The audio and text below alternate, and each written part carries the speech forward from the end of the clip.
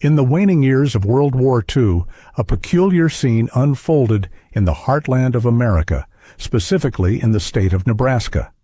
Here, amid the vast expanses of farmland and small towns, German prisoners of war were held in camps, contributing to the local economy through various labor assignments. One such camp was the Scottsbluff POW camp, established in 1944.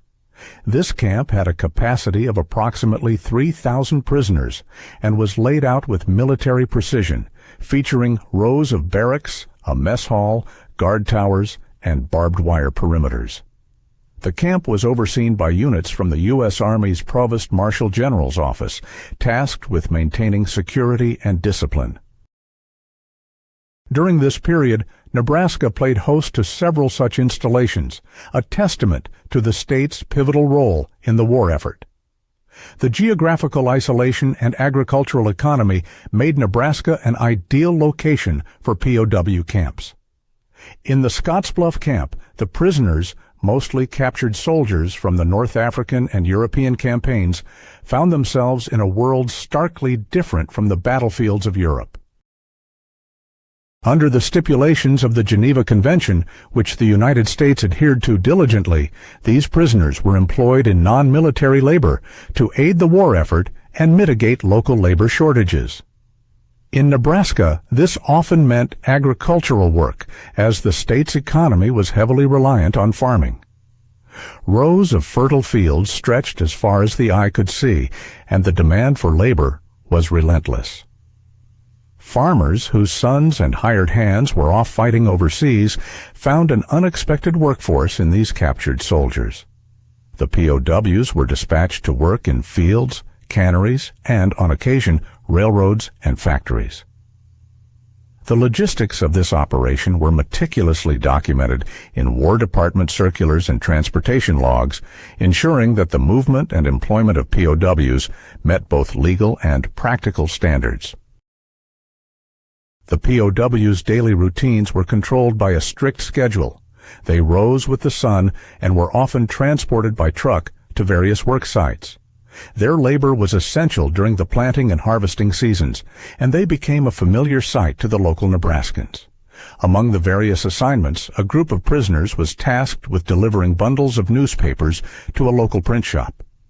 This seemingly mundane duty would inadvertently place them at the intersection of a significant local controversy. In July 1944, the headlines of the local paper exposed a city contractor for overbilling, a revelation that sent ripples through the community. Notably, advertisements from local businesses, including some involved in the scandal, appeared on the same pages as the exposé. Despite the potential for economic backlash, the editors decided to run the issue, demonstrating the complex interplay between the press's economic imperatives and its role as a watchdog. This decision was emblematic of a broader trend within American journalism during the war years. The economic organism of the press, as it functioned in this small Nebraskan town, was not merely a political tool, but an entity that audited its environment with an eye for both profit and accountability. The editorial team at the local newspaper faced a formidable ethical dilemma. On one hand, the financial health of the paper was precarious, reliant on the advertising revenue from businesses that might withdraw their support in response to adverse coverage. On the other hand, the integrity of the journalistic vocation demanded transparency and truthfulness. The decision to publish such a story, despite the potential for advertiser backlash, underscored a commitment to journalistic integrity that was not universally shared by all publications of the era. As the German POWs witnessed this unfolding drama, they were, in a sense, passive participants in the democratic process. The food systems within the camp were governed by rationing policies and the use of coupons, reflecting broader wartime shortages and economic controls. Prisoners were provided with meals that adhered to both nutritional guidelines and rationing constraints. Wages for the POWs were nominal, paid in the form of coupons that could be used within the camp for various goods and services, from additional food items to recreational activities.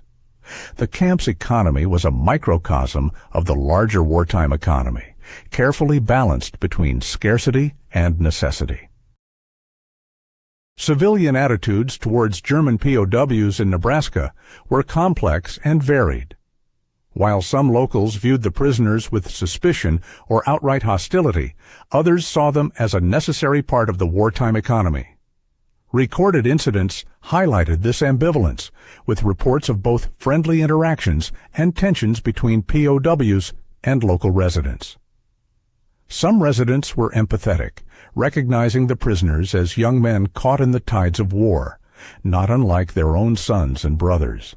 Others could not look past the uniform, associating it with the enemy.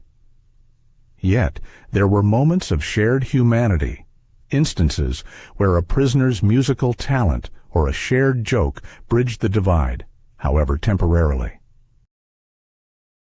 Camp discipline was maintained through a structured regime of work, education, and recreation.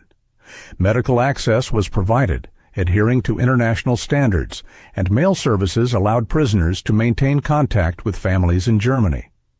Education programs, often facilitated by the YMCA, included English language classes and vocational training, part of a broader effort to prepare prisoners for eventual repatriation and reintegration into post-war society.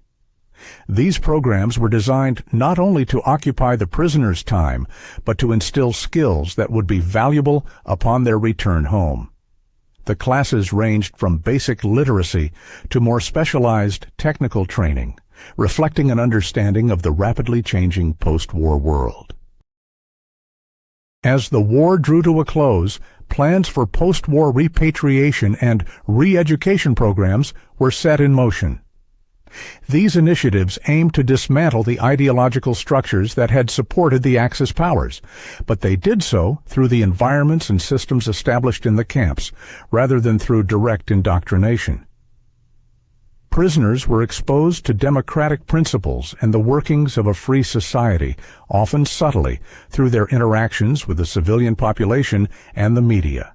This exposure was a calculated effort to demonstrate the benefits and efficiencies of democratic governance and free market systems. This intersection of economic, social, and political dynamics in a small Nebraskan town provides a unique lens through which to examine the complexities of wartime America. The local newspaper's decision to investigate and publish a story on overbilling contractors, despite the potential economic repercussions, highlights the role of the press as both an economic entity and a societal watchdog. This narrative, supported by a wealth of archival materials, offers a detailed account of a moment in history where the local intersected with the global, the economic with the ethical, and the mundane with the monumental. It's a story of human resilience and the intricate web of interactions that define a community during times of trial, a poignant reminder of how the echoes of global conflict can reverberate through even the most isolated corners of the heartland. The decision by the local newspaper in Scottsbluff to publish the exposé on the city contractors' overbilling practices sent shockwaves through the small Nebraska town. This bold move was not just a simple act of reporting, it was a declaration of journalistic independence and integrity. At a time when the entire nation was embroiled in the tumultuous events of World War II, this small-town newspaper fulfilled its role as a watchdog, reminding everyone of the essential function of the press, even in a modest wartime economy. However, such a daring exposé did not come without its risks. Advertisers, whose support was crucial for the newspaper's financial survival, featured prominently alongside the article, raising concerns about potential backlash. Yet, the editors stood firm in their resolve, valuing the integrity of their reporting above financial gain. The newspaper office itself was a modest brick building centrally located near the heart of the town. To the untrained eye, it might have appeared unassuming, yet in the days following the publication of the exposé, it transformed into a hub of local discourse. Residents gathered in clusters outside, their voices rising and falling as they debated the implications of the article. The air was thick with a mix of apprehension and admiration. Some townsfolk worried about the economic repercussions, fearing that advertisers might withdraw their support, thereby jeopardizing the paper's ability to continue operating. On the other hand, there were those who celebrated the editor's bravery, recognizing the paramount importance of transparency and accountability in maintaining public trust, values that were especially critical during a time of global uncertainty. In the immediate aftermath of the publication, the newspaper was inundated with letters from its readers. The correspondence was as varied as the community itself. Some letters were scathing, accusing the newspaper of reckless journalism that threatened to undermine local businesses. These critics argued that in a wartime economy, economic stability should take precedence over exposing wrongdoing. Meanwhile, other letters showered the newspaper with praise for its unwavering commitment to truth, seeing it as a vital service to the community. These exchanges underscored the inherent tensions of a wartime economy, where the lines between economic survival and ethical responsibility were often blurred, forcing individuals and institutions alike to navigate complex moral landscapes. Amidst this backdrop of local upheaval, the German POWs in Scottsbluff carried on with their daily routines, largely oblivious to the controversy swirling around them. These prisoners of war, housed in a camp on the outskirts of town, had become unwitting carriers of this pivotal news. Yet, their lives remained governed by the strict regulations of the Geneva Convention. Each day, they labored diligently in the fields, assisting with harvests and performing other labor-intensive tasks that were crucial to the local agricultural economy. This work was not just a means of addressing labor shortages, but also served as a form of engagement that kept the POWs occupied and integrated into the community's daily life. For the residents of Scottsbluff, the presence of the POWs was a constant, if subtle, reminder of the global conflict raging beyond their rural setting. Initially, some locals harbored suspicions about the prisoners, viewing them through the lens of war. However, as the POWs continued their work with consistent and regulated behavior, a sense of familiarity began to take root. They became a part of the community's fabric, albeit in a peripheral manner. Interactions between the POWs and the locals were primarily transactional, centered around work and necessity. Yet, over time, these interactions contributed to a gradual, albeit limited, understanding and acceptance. As the summer of 1944 wore on, the economic and social dynamics within Scottsbluff continued to evolve. The newspaper's exposé acted as a catalyst for a broader conversation about accountability and ethical business practices. It prompted local government officials to reevaluate their contracts and policies, ensuring that public funds were managed responsibly. This newfound scrutiny extended beyond the initial scandal, leading to a series of audits and evaluations that sought to uphold transparency in local governance. The ripple effects of the exposé were felt throughout the town, challenging long-standing norms and prompting a reevaluation of how business was conducted. The economic impact of the newspaper's decision was palpable. Some advertisers, alarmed by the paper's bold editorial stance, chose to withdraw their support, citing concerns over the paper's perceived direction. This loss of advertising revenue posed a significant financial challenge for the newspaper.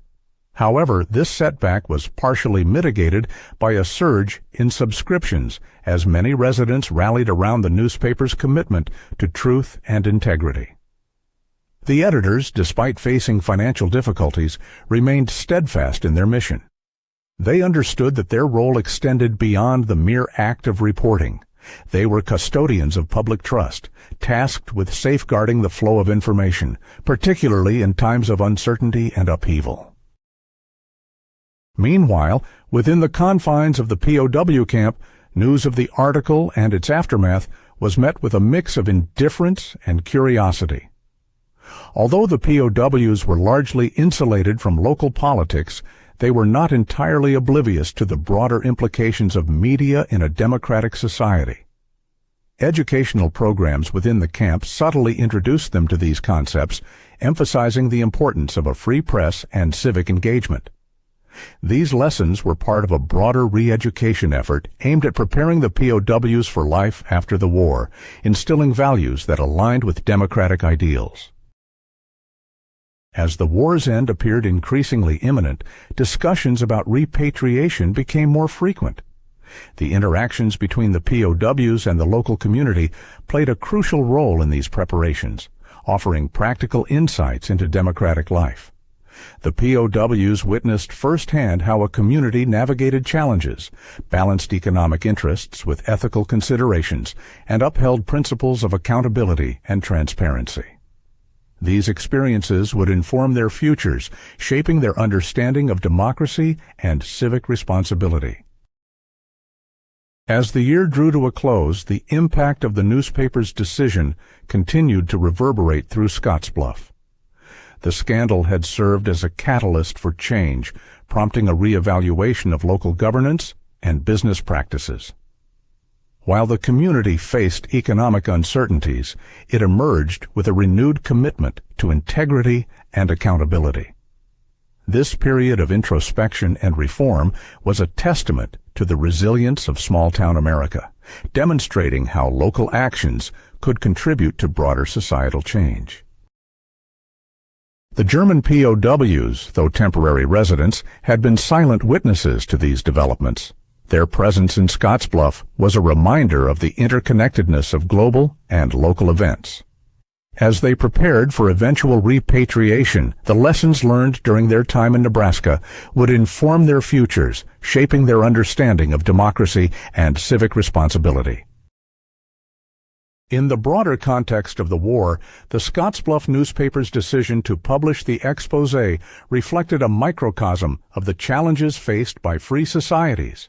It underscored the importance of maintaining journalistic integrity even in the face of economic adversity. The newspaper's role as both an economic entity and a societal watchdog highlighted the complex interplay between commerce and ethics, a dynamic that would continue to evolve long after the war's conclusion. As the community looked towards the future, the legacy of the newspaper's decision remained a point of reflection. It served as a reminder of the power of the press to influence change and uphold democratic values, even in the most challenging of times. The story of Scottsbluff, its newspaper, and the German POWs was not just a tale of wartime America, but a broader narrative about the enduring struggle to balance economic necessity with ethical responsibility, a struggle that would persist in various forms throughout the post-war era. The interactions and events that transpired in Scottsbluff in 1944 were emblematic of a community grappling with the complexities of its time. The newspaper's decision to publish the exposé was a defining moment, illustrating the pivotal role of the press in shaping public discourse and ensuring accountability. It was a testament to the enduring power of truth and transparency, principles that would continue to guide the community in the years to come. The Scottsbluff POW camp, perched on the fringes of the rural Nebraska town, was more than just a temporary home for captured soldiers during World War II. It was a small-scale reflection of the larger wartime dynamics unfolding across the United States. The German prisoners housed there were primarily young men, plucked from their homes and conscripted into service by a regime that had plunged the world into chaos. These men, largely isolated from the political and social currents influencing the local American community, lived in a world unto themselves.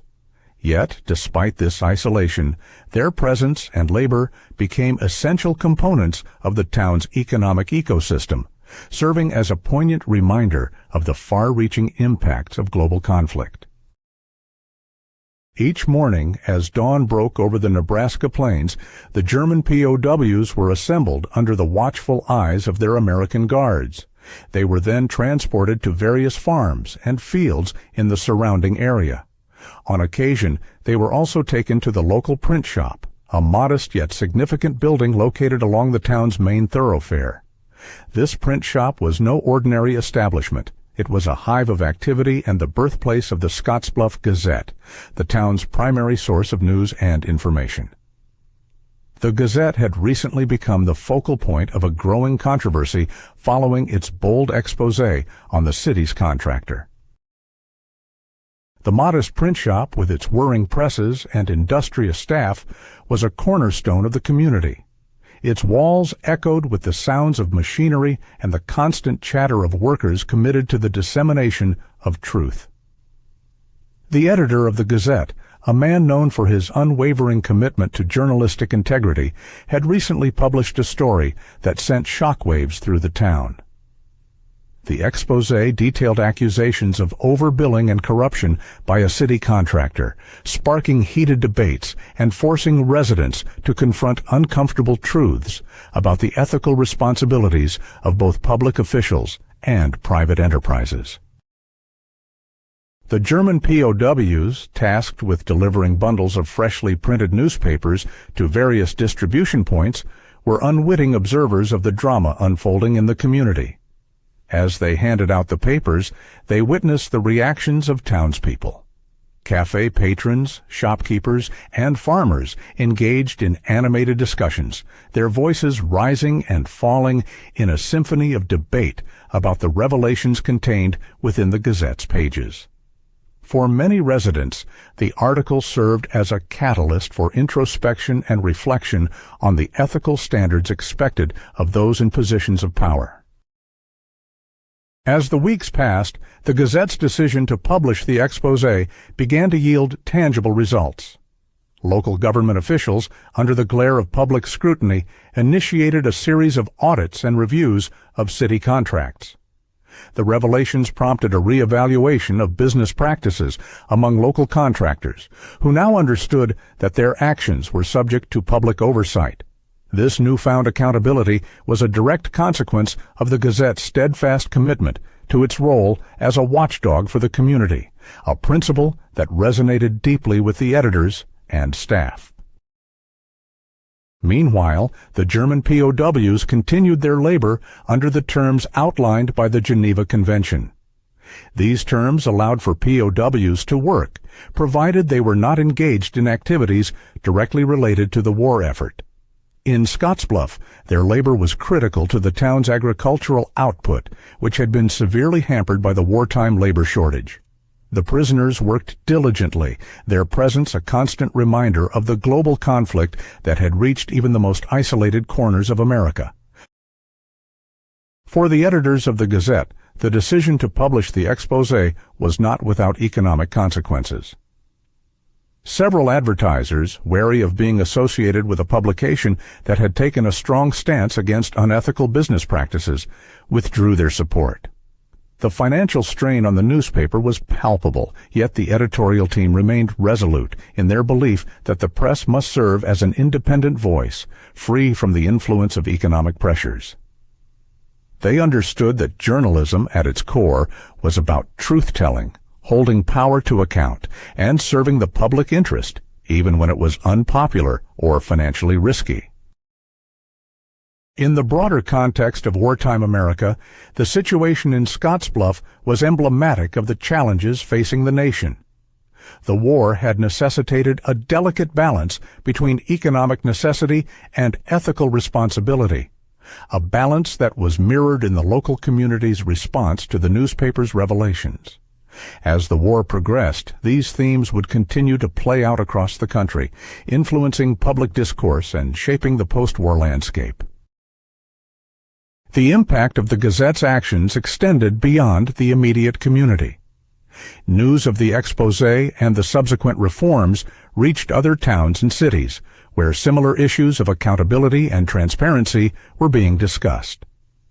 The Scottsbluff Gazette stand became a symbol of the power of the press to effect change, even in the face of significant opposition. It was a testament to the enduring importance of a free press in a democratic society. For the German POWs, the experience of witnessing the democratic process in action was profound. Although they were largely removed from the political debates and decisions affecting the town, the principles of free speech and accountability they observed would leave a lasting impression. Upon repatriation, many would carry these experiences back to Germany, where the post-war period would necessitate a rebuilding of democratic institutions and values. The lessons learned in Scottsbluff would prove invaluable as they confronted the challenges of reconstructing a nation ravaged by war. As the year progressed, the situation in Scottsbluff stabilized. The local economy, buoyed by the reforms and increased transparency, began to recover. The newspaper, having weathered the financial repercussions of its decision, continued to operate as a vital source of news and information for the community. Its editorial team, though smaller in number, remained committed to the principles that had guided their decision to publish the controversial exposé. In the broader scope of history, the events in Scottsbluff served as a testament to the enduring power of the press to drive societal change. The challenges faced by the local newspaper were not unique, nor were the ethical dilemmas faced by its editors. Across the country, similar debates about the role of the press in a democratic society were taking place, each contributing to the evolving understanding of journalism's function in holding power to account. The story of Scottsbluff, with its intersection of local and global themes, underscored the complexities of wartime America. It highlighted the tension between economic stability and ethical responsibility, a tension that would continue to shape the nation's trajectory long after the war had ended. As the German POWs prepared for repatriation, the lessons they had learned during their time in Nebraska would accompany them, influencing the rebuilding of a post-war Europe and the future of democratic governance. In reflecting upon these events, the enduring message was clear. The press, as an economic organism that audits its environment, plays a crucial role in maintaining the delicate balance between power and accountability.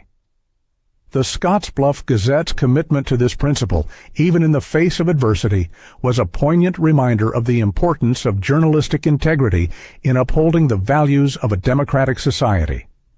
The story of the Gazette and its courageous stand against corruption serves as an enduring example of the critical role the press plays in safeguarding democracy, a role that remains as vital today as it was then. The Scottsbluff Gazette's daring decision to publish a detailed exposé on the questionable overbilling practices of a city contractor sent shockwaves throughout the small but tightly knit community of Scottsbluff, Nebraska.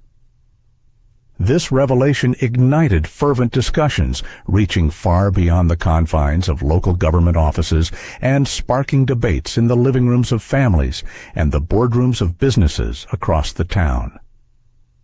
The newspaper office quickly became the epicenter of this unfolding drama, drawing a diverse array of residents and officials eager to get their hands on a copy of the revealing issue that dared to challenge the status quo.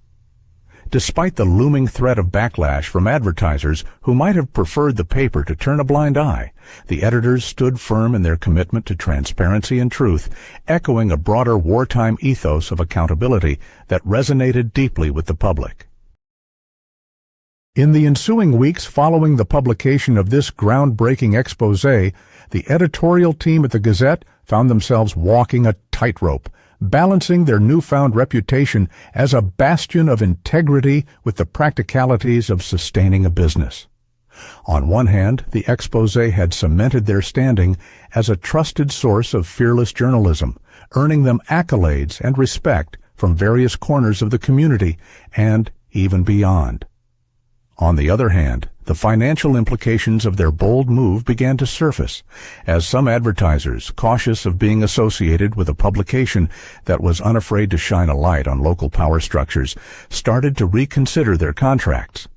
The editors, therefore, embarked on a series of delicate negotiations, striving to ensure the newspaper's economic stability without compromising its newly minted role as a watchdog of democracy and justice. Meanwhile, the German POWs, who were an integral yet often overlooked part of the Scottsbluff community, continued with their routine deliveries to the print shop. Though their interactions with the newspaper staff were limited to brief and often perfunctory exchanges, the POWs couldn't help but notice the heightened buzz of activity within the building. Their exposure, albeit indirect, to the democratic mechanisms at play was part of a larger state-sanctioned initiative aimed at educating them about the tenets of democratic governance and accountability. Educational programs within the confines of the camp were designed to foster discussions on civic responsibilities and the pivotal role of a free press, with the hope that these teachings would instill values conducive to the post-war reconstruction efforts in Germany. Simultaneously, the local government found itself under increasing pressure to address the contractors' malpractices. The exposé had not only stirred public outcry, but also triggered an official audit, uncovering further discrepancies in the city's financial dealings. Public meetings were convened to discuss these findings, drawing large crowds of residents eager for a chance to engage in the democratic process and hold their leaders accountable. These gatherings were characterized by heated debates and earnest discussions, reflecting a community deeply invested in issues of governance and ethics. The local residents' opinions on the matter were as diverse as they were passionate, contributing to an evolving discourse that was both dynamic and multifaceted. Some hailed the Gazette's actions as heroic, a necessary step towards greater transparency and accountability. Others, however, were uneasy about the potential economic ramifications, fearing that such rigorous scrutiny might deter future business investments in the area. The tension between these perspectives highlighted the complex and often precarious balance between economic interests and ethical imperatives. Amidst these societal upheavals, the POW camp continued to function with its usual rhythm. The prisoners, primarily engaged in agricultural work, played a crucial role in sustaining the local economy, their labor ensuring the continuity of essential wartime production. Their presence in Scottsbluff, although temporary, had cultivated a unique dynamic between the camp and the wider community. While some locals remained wary of the POWs, viewing them through the lens of the ongoing global conflict, others came to see them as fellow human beings, caught in the same tumultuous tide that was sweeping across nations. As the war drew closer to its inevitable conclusion, discussions about the future of the POWs gained momentum. The U.S. government, adhering to the principles outlined in the Geneva Convention, began planning for the prisoners' eventual repatriation, a process that required careful coordination and diplomacy. Within the camp, preparations for this transition included intensified educational efforts, as officials sought to equip the POWs with the knowledge and skills necessary for their reintegration into a post-war Germany. The editors of the Scottsbluff Gazette, acutely aware of the historical significance of the period they were living through, continued to meticulously document the unfolding events. Their reporting extended beyond the immediate scandal, encompassing broader reflections on the societal transformations wrought by the war. The newspaper served as a living chronicle of the local community's experiences, capturing both the challenges and triumphs of a society navigating the complexities of wartime life. In the months that followed, as the results of the audit were made public, the local government took decisive steps to rectify the identified issues.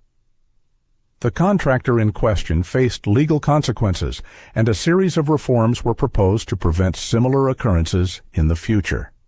These actions, catalyzed by the Gazette's fearless reporting, marked a turning point in the community's approach to governance, reinforcing the essential role of the press in safeguarding democratic values and ensuring accountability. As the German POWs prepared for their eventual return to Germany, they carried with them the indelible memories of their time in Nebraska. Their experiences in Scottsbluff, particularly their exposure to American democratic practices, would leave a lasting impression, likely shaping their perspectives in the years to come. As the POWs departed, the community reflected on the wartime period, recognizing the profound impact of their interactions on both sides. The legacy of the Gazette's expose endured, serving as a testament to the transformative power of journalism in effecting meaningful change. In the post-war years, as Scottsbluff transitioned back to peacetime normalcy, the newspaper continued to champion the causes of transparency and accountability, its editors remaining steadfast in their commitment to truth. The events of 1944 had demonstrated that, even in times of economic uncertainty, ethical journalism could illuminate the path toward a more just and equitable society. Through the lens of history, the story of the Scottsbluff Gazette and the German POWs offered invaluable insights into the resilience and adaptability of human communities. The narrative of a small Nebraska town during World War II, marked by its intersections of local and global forces, provided valuable lessons on the enduring importance of integrity, both in journalism and in the broader social fabric. As the world moved forward, the experiences in Scottsbluff remained a poignant reminder of the role each individual and institution plays in shaping the course of history, illustrating the profound impact that courage, integrity, and a commitment to truth can have in fostering a more enlightened and just society. In the aftermath of the Scottsbluff Gazette's expose, the town of Scottsbluff, Nebraska, underwent a period of introspection and transformation. The newspaper's courageous decision to publish the investigative piece had not only revealed unethical practices, but also catalyzed a community-wide dialogue about accountability and governance. As the immediate scandal settled, the town's officials began implementing reforms aimed at increasing transparency and preventing future malpractices. These included stricter oversight of contracts and the establishment of more robust mechanisms for public scrutiny. The German POWs, who had played a silent yet significant role in the town's wartime economy, continued their daily routines until the war's conclusion. As the process of repatriation commenced, the POWs were gradually returned to Germany, carrying with them the experiences and observations gathered during their time in Nebraska. Their exposure to American democratic practices and the principle of a free press would later contribute to their reintegration into a post-war society tasked with building its own democratic institutions. The economic impact of the newspaper's decision was keenly felt, yet the Gazette managed to sustain its operations through community support and an uptick in subscriptions. The paper's commitment to integrity and transparency resonated with many residents, reinforcing the importance of a free and independent press as a cornerstone of democracy. The editors, having navigated the financial and ethical challenges posed by their bold editorial stance, emerged with a renewed sense of purpose, dedicated to continuing their role as stewards of public trust. As Scottsbluff transitioned into the post-war era, the legacy of the Gazette's expose endured as a pivotal moment in the town's history. It served as a reminder of the power of journalism to effect change and uphold democratic values, even in the face of economic adversity. The events of 1944 had demonstrated the critical role of the press in holding power accountable and fostering a community culture of transparency and ethical responsibility. In hindsight, the story of the Scottsbluff Gazette and the German POWs illustrated the intricate interplay between local and global forces during a time of profound upheaval. It highlighted the resilience of a small-town community in navigating the complexities of wartime life and underscored the enduring importance of integrity and accountability in both journalism and governance.